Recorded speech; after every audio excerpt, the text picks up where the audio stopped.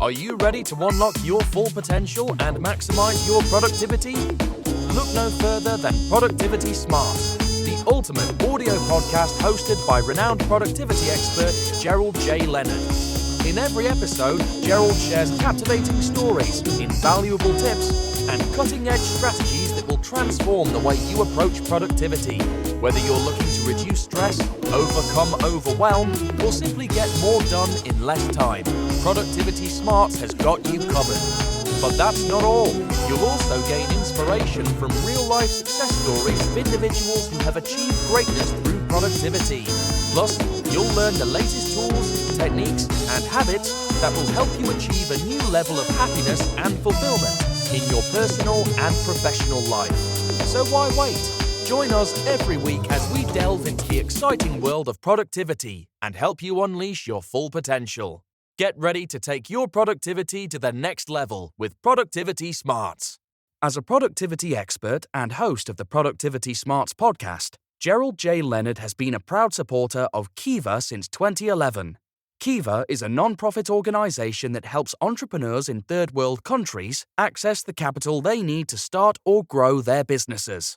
By making a small loan through Kiva, you can help these entrepreneurs achieve their dreams, support their families, and contribute to their local economies. And with a repayment rate of over 96%, your loan can be relent to another entrepreneur once it's repaid, creating a ripple effect of positive change. So if you're looking for a meaningful way to make a difference in the world, consider making a loan through Kiva. With loans as small as $25, anyone can be a microlender and help change lives. Visit kiva.org to learn more and start lending today.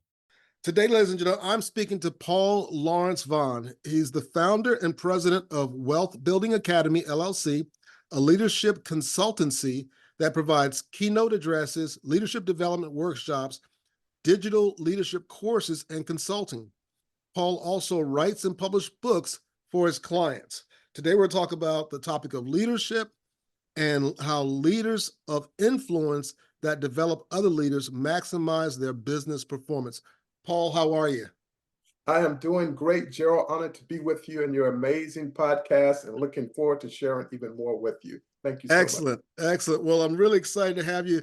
You know, I took a look at your book and kind of went through it, and I thought, man, there was some really amazing lessons in there about leadership and the things that you've learned, and also that you had the front row seat of watching someone come in and that you reported to that went from, I think, a lieutenant colonel to a one-star general to a three-star general, and saw that whole process and just being in the Pentagon and all the things that you did. So how did you get started? Like, what attracted you to the U.S. Air Force, and what's made you successful in your career?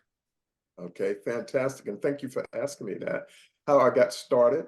I started, in fact, one summer, I had received an email or a note from a friend of mine, classmate of mine. He said, hey, we have this 6-week Air Force basic training camp coming up in Dover, Delaware. You may want to consider that, because he knew I had been in our Army ROTC program for one semester. So I thought about it, that wouldn't be a bad idea. And I don't have to join if I decide at the end of it, I don't have to join. Exactly. And so what I did, I went on up to Delaware, and I went and learned Air Force history, survival training, how to march, Air Force history. I had my actual first flight in the Air Force. It was on a C-5, which is the length of a football field. Yeah. We flew over Bermuda from Delaware. And then 2 weeks later, Gerald, they put us in the C-5 again and flew us to Columbus, Mississippi for what they call flight orientation. So in this case, we put on the flight suit, put on the helmet, we get in a 2-seat aircraft with an instructor pilot, and they take us up about 10 to 15,000 feet, and then they let us fly the plane for that period of time. Wow. And that's where the Air Force got me, right there. I said, I couldn't do this back in my hometown, on a small town on the farm, right? I can't do it. They had me hook, line, and flight. So it sounds like they did the puppy dog clothes where you go to the pet store and they give you the puppy and say, take it home for a couple of Yes, days. it was nice and fluffy. And then the instructor pilots started doing what they call rollovers and wheelbarrows. And Wow. so they would flip the plane upside down, right side up, and that sold me as well. Oh, And so when wow. we came back, we had maybe 2 weeks left in basic training. And so we wrapped that up, survival training, water survival, marksmanship. We went through all of that. And I went back to school. I attended Shaw University in Raleigh, but I had Okay. ROTC, cross enroll at North Carolina State. And so when my buddy, he raised his hand to join the 2-year program. I raised my hand as well. Excellent. Yeah, they already had I you. started. Yeah, after when you told me they did the rolling and you didn't Yes. say, oh man, they did the rolling, I got sick. I was like, no way. You're Oh like, no, oh, they did the rolling, I enjoyed it. I was like, oh, I had a good time. you're I had in. Yeah, yeah. At yes, that point, they knew they had you. So absolutely. And that then is awesome. the aspect of why did I continue on Yeah. with the career is once I graduated from college, on the day I graduated, I received my bachelor's degree in business and accounting. And the Okay. same day, I was commissioned a second lieutenant. I was the only one at my university that went through the Air Force. Everyone else went to the Army. Oh wow. And so once I got started, I ended up my first assignment in Dayton, Ohio at Wright-Patterson Air Force Base, which had a population, Gerald, of 32,000 people. So they had area A, B, and C. And as you work in program management, I worked in acquisition management. Okay. Okay. Yeah. So I know that entire spectrum. And And I went speaking to of Air Force. Dayton, and speaking Yeah. of Dayton, I went to Central State, which is right near Xenia. Oh, yeah. Yes, absolutely. I have a lot of friends that graduate from Central State. Yeah, Yes. absolutely. They have a wonderful history. Yes. And so I just decided I worked for this colonel at the time, and his name was Titus Hall. Okay. And he was a colonel when I arrived there. I was a second lieutenant. By the time I left, he had made 1 star, then he had made a 2nd star, and then once I transitioned to my third assignment, he was a 3-star general. Oh wow. Yeah, 3-star general. And so I saw leadership taking place, and I saw someone who looked like me, which Yep. was very unusual at that time. Yep. And so I just decided I'm going to stick this out. And I went on to Atlanta for a education with industry program. So I actually worked in the accounting department for this company. I got promoted to captain. Okay. And then I had an assignment at Scott Air Force Base near St. Louis, which was communications command. Okay. And then after that, I separated from the Air Force because I always wanted to work for a Fortune 500 company, and Mobile Oil came in and recruited me as a financial analyst to work for them. Okay. And then as the second year was coming up working for them, I received a call from the Pentagon, and this colonel told me, hey, I see that you want to join the reserves. Instead of doing that, why don't you just join us at the Pentagon? I said, why not? So I went to the Pentagon in 1990, and I stayed there for 12 straight years. I was in the Department of Defense for 12 years. And one of those years, I worked on Capitol Hill for a member of Congress. Okay. And the reason why I worked there is because he was on the House Armed Services Committee. So I was able to help all branches of the service to get more planes, more tanks, more ships, Yeah. and pay raise, everything. And that's really how it came about. And I retired with the rank of lieutenant colonel and had just a great career. Well, that's amazing. You know, at this point in time in life, it's like there are some people who can find their niche within careers like that, and they do really, really well. And I'm sure a lot of people who are listening, you know, they are in different places in life. And you know, they may just be in college and starting off, or they may be years into their career. You know, what advice or insights would you give with what you went through that seemed like it just kept pushing you to the next level? But what I thought was also interesting is that you had people from the outside, and I'm not sure how they all learned about you, the Pentagon or Mobile, you know, Oil learned about you, but it's like you had requests, right? And that's the best place to be, is where they're looking for you more than you're looking for them. What do you think helped you to be in that position where the Pentagon and Mobile Oil and these great companies or organizations were looking for you more than you looking for them?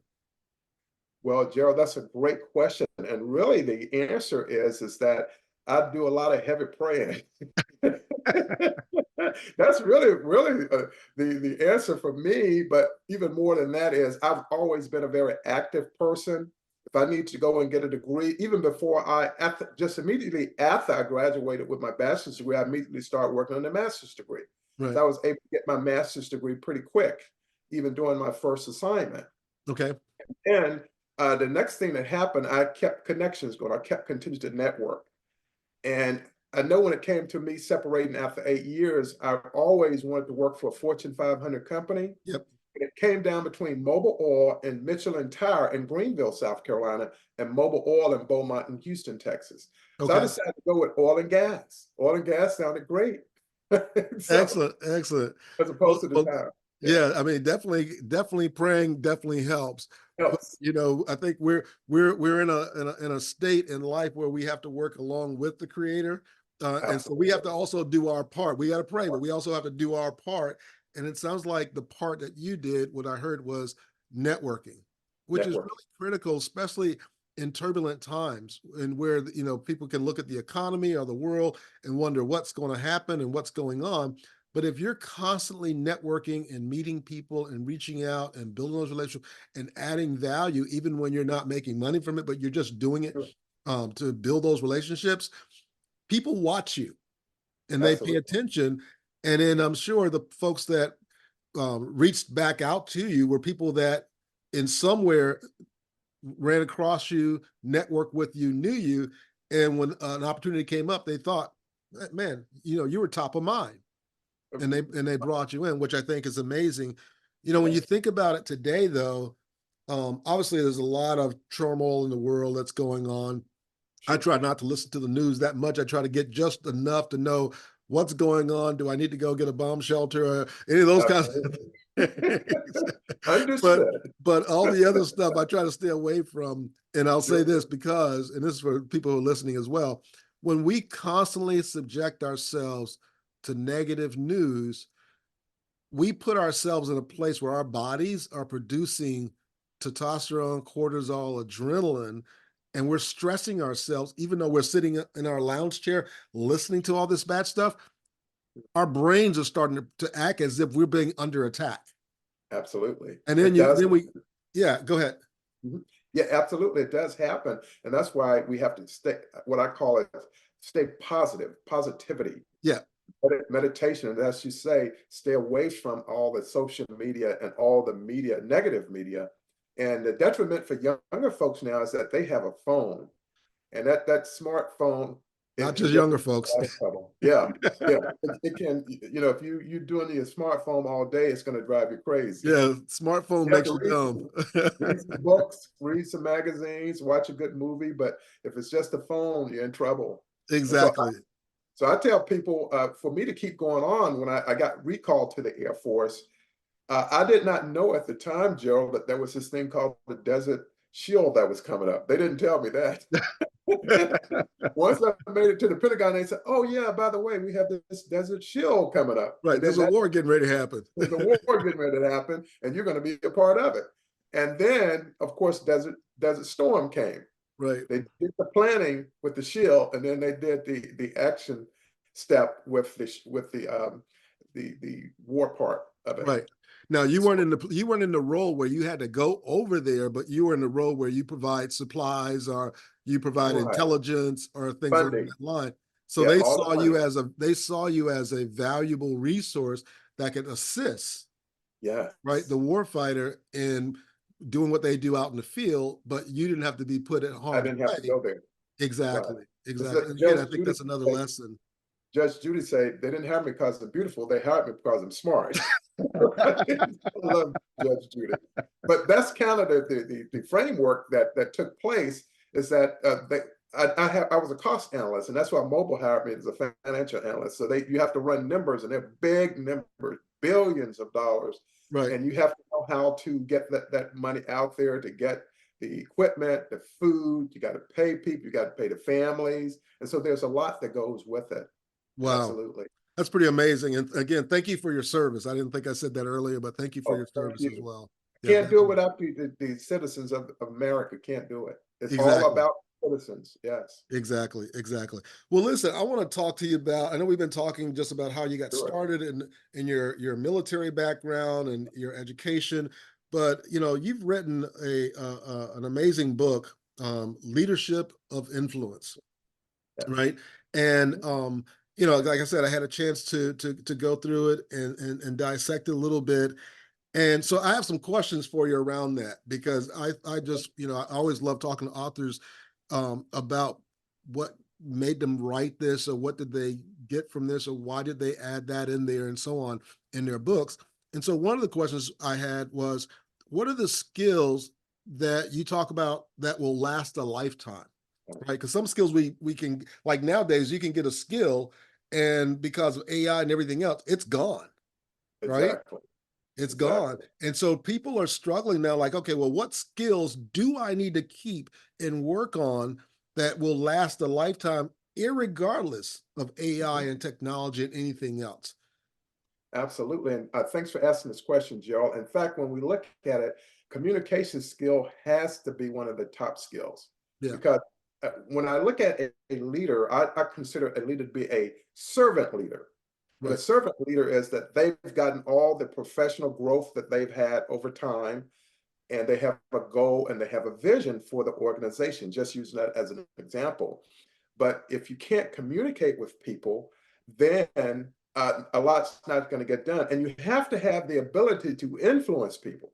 right, If a leader cannot influence people, a lot won't get done. They state that a good leader is the type of person that you don't even know they exist because mm, they're using influence so powerfully that the manager's employees, as an example of the organization, gets the job done and you give them the credit. You just stand back, tell them right, what they need to do. We want to meet the organization's vision, the goal, and the expectations. right. And so we need to have a leader that has that. And then they have to also have good skills as it pertains to problem solving, Okay, because problems going to always come up, even if you're on an assembly line. If you have an assembly line, problems going to come up. If you're delivering packages, like I used to work with UPS, you're going to okay, have problems every now and then. right, People not showing up to work, the truck is delayed, a person didn't show up to load the truck, unload the truck, and then sort the packages within the building, as an example. right. And so we look at those type of skills, and then being a team player. You have to be a team player because really when you get down to organization, it's really all about the team. Exactly. Yes. And then when we look at someone's personal life, aside from the business life or professional life, people have to everyone has to make decisions. So everyone is a leader Right. because we have to lead our lives. And people are like, well, wait a minute, what do you mean you're a leader? You are a leader. And there are manager leaders and there are employee leaders as well. So everyone is a leader, but no one has told people that they're not a lead, that they're a leader. Right. Right. In That's one of fact, the problems. yeah, in fact, one of my next questions was, what are the qualities of a good leader? Because you do talk about in your book the qualities of a Absolutely. good leader. So I think that Uh-huh. kind of perfectly leads into this as well. What would you say are the qualities? I would say you have to have good people skills Okay. and you have to be able to get along with people. And that's always been one of the things that I've been able to do. And Gerald, people ask me, well, how do you get along with people so easily? I'm one of 10 children. I've been doing this my whole life. I'm the oldest son. There are 5 boys and 5 girls. I've been doing this my entire life. Right. You were trained I at was an early age.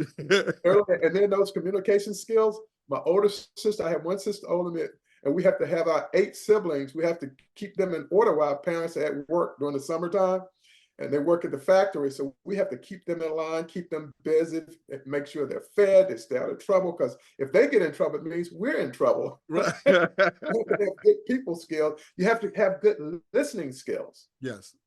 Yes, it's one thing to speak, but it's another to listen. And so that's really good. And then you got to have empathy. Mm, Must have empathy. You have to walk in someone else's shoes, and we have to have sympathy as well. right. In my 12 years in the Pentagon, I had very empathetic leaders. In other Right. words, I lost 12 family members. I lost 13 family members in the 12 years I was assigned to the Pentagon, including both of my parents and grandparents. Oh, wow. And so they allowed me to go home with my mother, and I stayed a month in the hospital by her bedside, and then she passed away. Right. So that made a whole difference in my life, that they cared that much about me. Yeah. And they go home and don't come back until if your mom, either she makes it or if she passes. They said, don't come back until that's done. Yeah. Wow. Wow. Yeah. So In other that words, was you're going to be okay. We're taking care of you. Your job's not going anywhere. We want to make absolutely. sure because you're doing such a great job for us, we want to make sure you're taken care of. And that does require supporting your loved ones when things happen. Absolutely. And a good leader has to have a good track record. In other words, typically when you hire a leader, they've already done great in one organization. They may have gotten promoted up, or you may bring someone from the outside and done some extraordinary things. So that's another really great quality of a leader. And again, a leader has to have that ability to have that influence. Again, that's the most important aspect of it. And then have to have good problem solving. They Yeah. have to be able to solve the problems because, again, I mentioned it before, but the problems are going to come up because it's just life. Yes. And so you have to be able to reconcile that. You have to have discipline. It all comes down to discipline. You have to be very disciplined there. I can recall, Gerald, that I was working with one of my leadership. In fact, the gentleman that called me, the colonel that called me at Mobile when I was working, and he Uh-huh. wanted to pick me up. And we had to negotiate in the embassy. And we Okay. stayed up 25 hours straight working this project to negotiate against the other country. We provide the training, and then they pay us. So they're a very small country, so they didn't have as much money. So we knew it was going to be a hard negotiation. But my leadership showed me that we could have a win-win situation. Yeah. And so the situation, the training that we received was pilot training. And their students would come out of high school and train with our pilots who went to college. And that tells you how good their school system was. And so years later, after I had retired, I took my kids to the embassy when they had Embassy Day in DC. Remember every March and May? Yes. Yes. They opened up. And so I met the ambassador and I said, hey, do you all still have this program? She said, yes, we have it. I said, oh, yeah, I'm very familiar with it. I used to work that program. She said, well, you did a good job because it's still in existence. And so by having that a negotiation skill Yeah. is another good quality of leaders. And then, of course, having the confidence and self-awareness as well. Yeah. So you have to have confidence, and then you have to be self-aware that you're not the only one in the room. And it's always good to have people in the room who are smarter than you are. Right. People don't Yeah. understand that. I used to do what's called skull sessions with the generals. That's preparing the generals to go to Capitol Hill to talk to members of the Senate or House Armed Services Committee to get funding for us. Right. More planes, more ships, more tanks. Right. Marines, of course, more weaponry.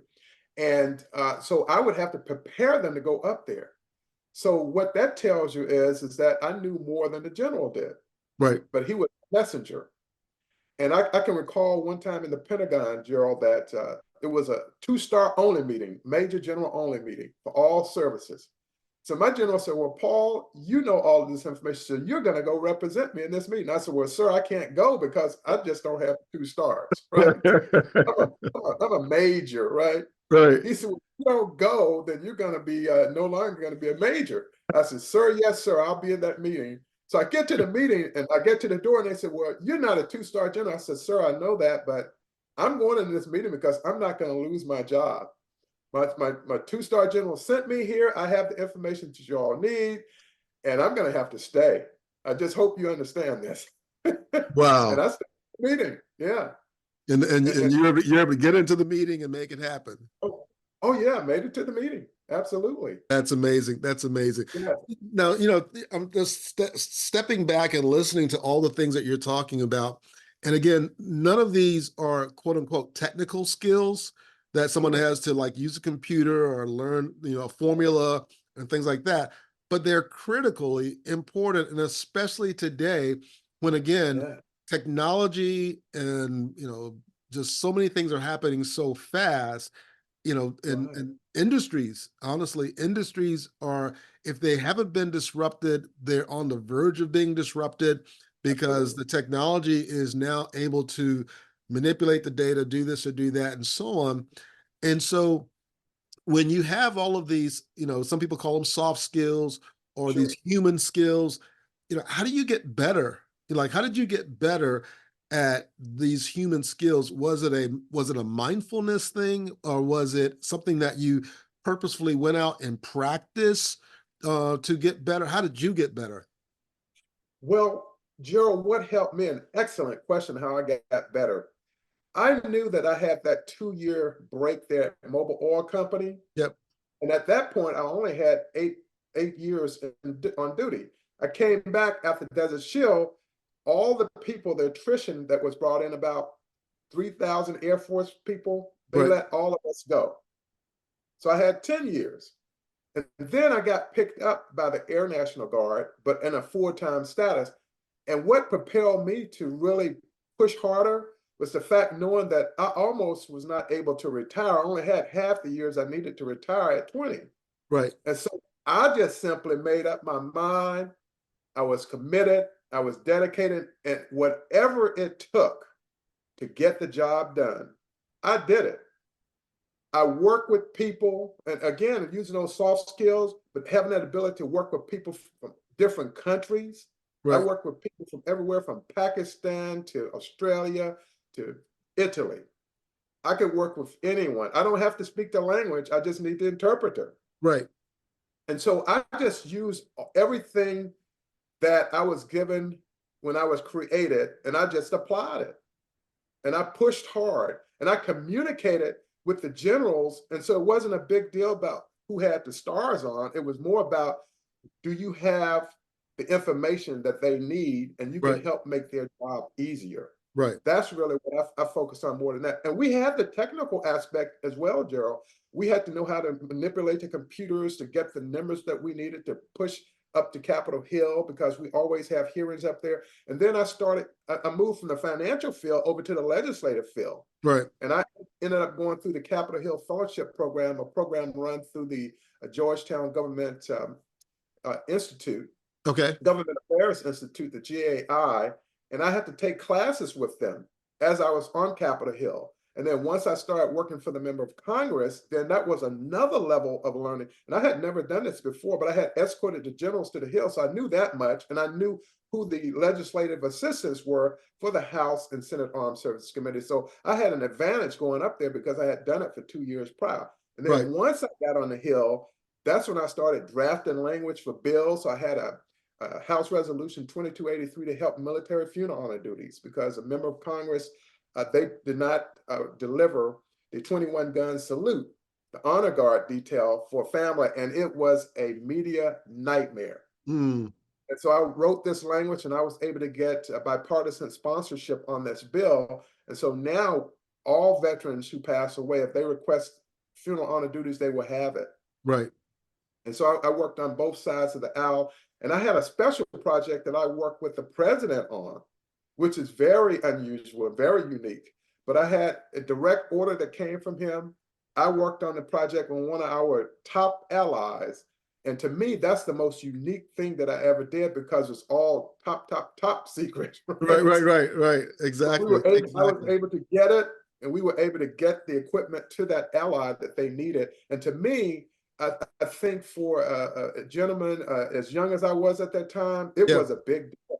And Yeah. I actually saw, when the equipment arrived, I actually saw it on CNN. I said, hey, that's the project I worked on. That's Yes. amazing. That's amazing. Yeah. So let me ask you this question then, because as you were talking, you mentioned at times you went to training, or you did this or you did that from a training. So were the training classes that you were taking as you were going up these ladders and finding yourselves in halls and in corridors that you had never been in before, with people that you'd never been around before at that level, were they trainings like, active listening training, or problem solving techniques, or, strategic planning, or, empathy? Were they soft skills trainings, or were they just, standard, hard skills, like how to write a briefing, or how to, present, blah, blah, blah, blah, blah, whatever? What types of trainings were they, or was it a mix? It was, in fact, a mix. When we get down to, ultimately, when it comes to the military, it's all about the leadership and being an officer. it's really all about leadership. So I had my first leadership school at Maxwell Air Force Base called Squadron Officer School. So it has a complement of soft and hard skills, but its focus is on leadership. I'll never forget what Admiral Hooper told me. Grace Hooper, she is actually the person who wrote COBOL and worked on the Harvard computer system. So she kind of invented the computer, internet as we know today.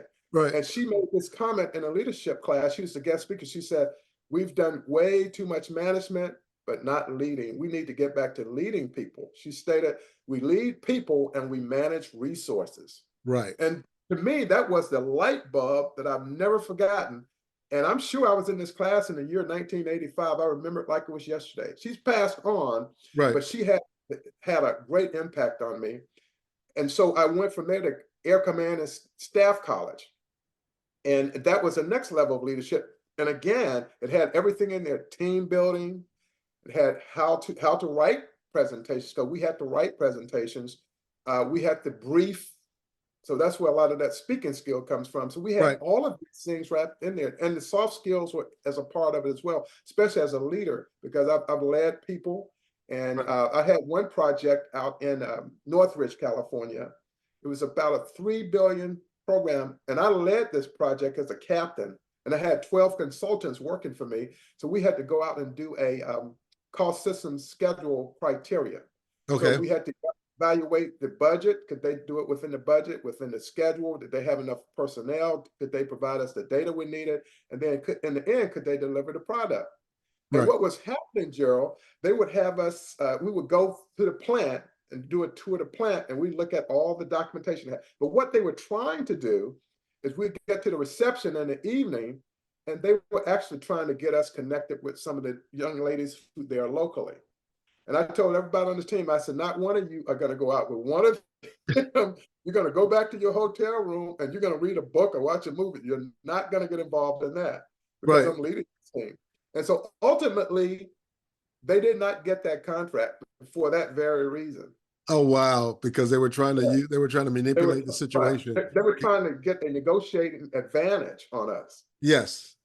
If you can get someone in a compromising situation, then that gives them leverage. And I said, no, we're not going to do this. So we did not allow them to get that contract. But that was $3 billion. Yeah. Wow. Well, I have a couple more questions for you here. Sure. In the book, you talk about the three-pronged approach. And from what I gathered, when I went through that chapter, you talk about continuous study and leadership, which is that skill and practice. Then you talk about lead, like show initiative, like just go take a project, do something, practice what you've been learning. And then, but then you said attend leadership development. And I thought, well, is that the same thing as continually studying leadership? But I think it's, as I'm talking to you, I think it's radically different now, because, you know, studying on your own or just kind of working the craft and studying it, practicing it, leading, and then taking that formal training and education where you're being mentored and coached. That's now what I'm picking up on. Yes. And thanks for asking and bringing that up. And the three-pronged process to becoming a leader of influence does take into consideration continuous study. For example, one of my people that I admire was, of course, General Powell. Right. I arrived in the Pentagon in 1990. I'm walking down the hall and I lost my vision. He was like, how did you lose your vision, Paul? I saw this man coming down the hall and all them stars on his shoulder I couldn't see. It was General Colin Powell. I met him and I've never been the same since. But I bought his books. I studied him just like the other officers did from all branches. So that was continuous study, reading the books, and then learning on your own. You know, we didn't have all of YouTube and everything back then, but we did have videos that we can get from the Pentagon library. Right. They had a huge library. And then the other part of that is continue to grow yourself.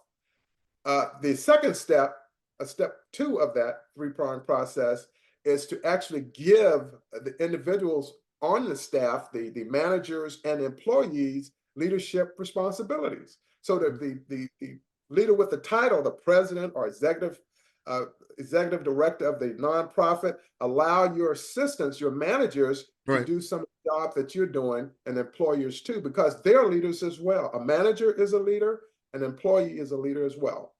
And then the third step, and give them this leadership skill, because practical experience it really is just better than book experience. Yeah. And then the third part is that formal training. And what I mean by the third part that is different from the continuous study Yes. is that the entire organization received the same standardized training from the person, leader with the title, to the person who is the employee. Right. They all receive it. And by developing them, you develop more leaders. What this does for them, Gerald, is it gives them a competitive advantage. And so you ask, well, how does it give them a competitive advantage? Because most companies and organizations do not do this. Right. Right. Well, it helps everyone gets on the same page. It's like being in an orchestra where everybody has the music to the same song. Absolutely. Absolutely. Right. And they can play in harmony. Yes. And so you maximize your human potential, and then the valuation of the company increases as well, because leadership is the #1 skill a person has to have or need in order to maximize their human potential and improve their bottom line. Yes. So if you were to sell the business, the valuation would be higher for a company with more leaders in it than a company that does not. And that's what what we call the next level, or upskilling the organization through leadership development. So it's a more intense leadership development program that everyone would go through together. And then if they have a regional office, they would receive the same leadership development, and a local office, the same thing. Yeah. Don't bring in different contractors, bring in the same contractor. Yeah, bringing the same training for everyone, so that everyone's speaking the same, because then everyone's speaking the same language, everyone understands. And it's someone once said, yes, exactly. It's a symphony concept. But I was thinking if it was Ken Blanchard or someone like that, I don't remember who said it, but it was basically, if you train an employee and they leave, that's kind of part of it. But if you don't train them and they stay, that's even worse. That's worse. Absolutely. Absolutely. I think it's a good thing if they train them and they go, because you already have people ready in succession. Exactly. And I think about this too, is that when you train people and if they decide to move on, then and you've treated them correctly, you have an alumni. You have somebody who's going to get out there in the market and sing your praises. And so it really becomes more of a prosperity or abundance mindset, and not so much abundance in just money, but abundance in relationships, abundance in goodwill. Goodwill. And by doing that, and I think personally that as you're talking, and because you've kind of done the inside out model, right?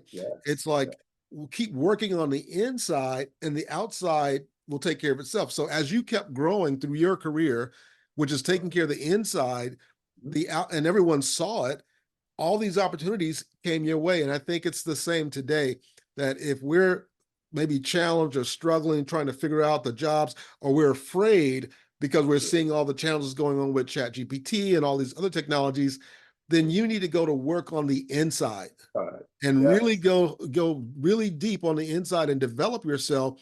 And it doesn't happen overnight, and it's going to take some time, but as people see you grow and change, you're going to attract the right things that you need. Paul, I could actually sit here and talk to you all day. Same here. I really could. I mean that, because I'm looking at all my questions that I had that you answered, and I went through them like, man, we'd be here for a couple of hours, but I wouldn't do that to anybody. But Paul, if people want to get to know you and know where to find you and learn more about you, and I'll put links in the show notes and everything else, where can they go? Yes, and thank you for asking, Joe, and thank you for allowing me to be a guest on your amazing show, podcast. And they can go to www.leadershipisinfluencebook.com. Okay. And the other thing they can do is contact me toll free, 800-341-6719, or they can get me on email at info at paulvannspeaks.com, and they'll be able to see the leadership development programs I have out there. But it is an honor to have been on your podcast, because I know that you're doing amazing things, because I've been researching you. Gerald, you're one of my heroes. Yes, yes. I love what you're doing. And I want to get you on my podcast. Oh, definitely. Please send me a note and let me know, and I'll be happy to come on and share my story. And thank you for researching me and for the encouragement there. Again, I really appreciate you being on, and we're going to go ahead and close out here. But thank you so much again. I really, really appreciate it. And thank you for coming on.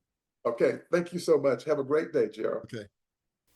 If you're enjoying the content and finding it valuable, we would appreciate it if you could take a moment and leave us a review. Your feedback is important to us and helps us reach a wider audience. If you leave us a 5-star review, it would mean the world to us. Not only does it help us improve the podcast, but it also helps us attract more sponsors and grow our community. Thank you again for your support and for listening to the Productivity Smarts podcast.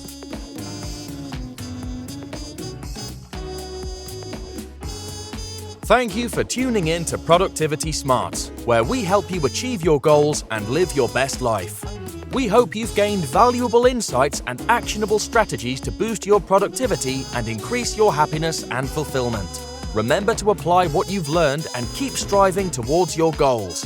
And if you haven't already, be sure to subscribe to our podcast for more inspiring episodes and expert advice from our host, Gerald J. Leonard.